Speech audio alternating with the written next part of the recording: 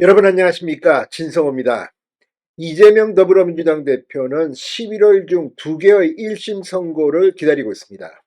15일 날은 선거법 재판 1심 선고, 그리고 25일은 위증교사 재판 1심 선고입니다. 자, 그런데 이 선거법 재판에서 1심 판결이 벌금 100만 원 이상만 나오면 국회의원 배지가 날아가고 다음 대통령 선거는 출마할 수 없습니다. 확정 판결을 받으면 말입니다. 그리고 2심 판결은 위증교사 사건입니다. 금고형 이상이 확정되면 역시 국회의원직이 날아갑니다. 그런데 이재명 대표가 이 두 개의 재판 중 두 번째 재판, 위증교사 재판에 집중하고 있습니다. 선거법 재판은 이재명의 정치 생명을 끊을 수 있는 재판이고, 2심 재판은 구속될 수도 있는 재판입니다. 뿐만 아니라 이 과정들을 보면 2심 위증교사 재판은 후속 가능성도 점쳐지고 있습니다. 그만큼 지금 이재명 대표의 구속영장은 당시 기각됐지만 그때도 일부 내용 유죄 가능성이 높다는 그런 판결문도 나와 있습니다. 그렇다면 이재명은 지금 1심 선고를 앞두고 공포에 빠진 걸까요? 자, 어제 늦은 시간 이재명 대표가 글을 하나 올렸습니다. 밤에 글을 올리는 이유는 뭘까요? 그만큼 지금 시간이 얼마 남지 않았는데 자신이 위험하다고 판단했을까요? 구속을 스스로 예감해서 이런 글을 올렸을지도 모릅니다. 그만큼 지금 위증교사 재판이 이재명에게는 더 큰 부담이 되고 있는 것 같습니다. 자, 어젯밤 올린 글도 글이지만 이재명 대표는 피고인으로서 이 결심 공판의 최후 진술까지 끝낸 상황에서 또 피고인 진술서를 위증교사 재판부에 제출했습니다. A4 용지 16장 분량의 긴 글입니다. 왜 그랬을까요? 그만큼 지금 자신에게 이게 불리하고 유죄 판결이 나올 가능성이 그만큼 높다는 반증으로 보입니다. 만약에 이재명 대표가 이 위증교사 사건에서 징역형을 선고받고 구속된다면 어떤 일이 벌어질까요?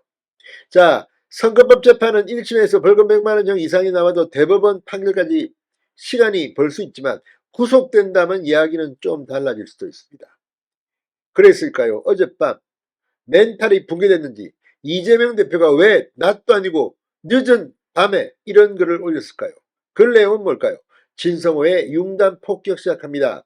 이재명 더불어민주당 대표를 융단 폭격합니다. 방송에 앞서 아직 진성호 방송에 구독자가 아니신 분은 붉은색 구독 버튼 눌러주십시오. 더 좋은 방송으로 보답하겠습니다.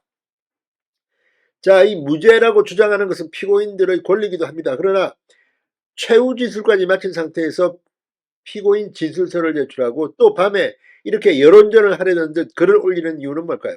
그만큼 김진성 전 성남시장 수행비서의 법정 진술이 이재명에게 치명상이 될 수 있다고 판단한 때문으로 보입니다. 이번에도 이재명은 김진성 전 김병량 성남시장 수행비서를 겨냥했습니다.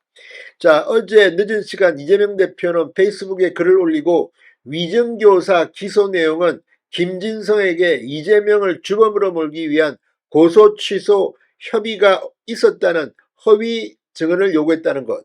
그런데 김진성은 변호사와 통화해서 이재명을 주범으로 몰기 위한 고소 취소 협의는 없었다고 했다고 주장했습니다. 그러면서 이재명이 그런 정언을 부탁한 적도 없지만 부탁했다 해도 부탁을 들어주지 않아 실패한 교사인데 어떻게 위증교사죄가 되나 이렇게 물었습니다. 이걸 보면 조금 뒤로 물러선 게 아닌가 싶습니다. 부탁한 적도 없지만 부탁했다 해도 실패한 교사 이렇게 주장합니다.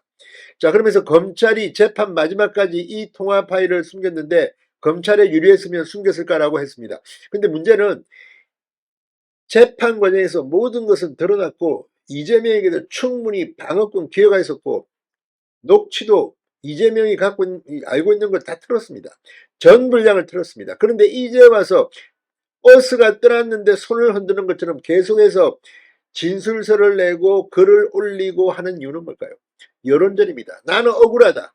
억울하면 재판장에서 이야기하면 됩니다. 대한민국 국민들은 다 그렇게 합니다.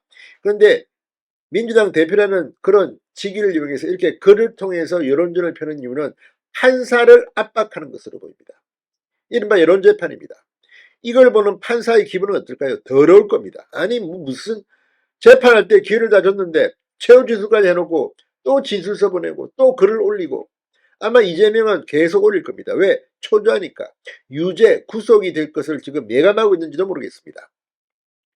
자, 검찰은 지난 결심 공판 등 이 재판에서 이재명의 이러한 주장은 오히려 이재명의 위정교사 혐의를 뚜렷하게 입증하는 증거라는 취지로 반박한 바 있습니다. 이미 다 끝난 게임을 또 지금 올리고 있습니다. 새로운 게 뭐가 나온 것처럼. 새로운 게 뭐가 있습니까? 자, 관련 통화 파일은 이재명 대표의 위정교사 후 김 씨가 위정 내용을 제대로 이해하고 있는지 확인하는 대화에 불과하다는 입장입니다. 김 씨 또한 변호사가 자신의 숙지 여부를 확인하기 위해 전화했고, 이에 따라 이재명 대표가 주입한 내용대로 답했다고 일관되게 진술했다는 것입니다.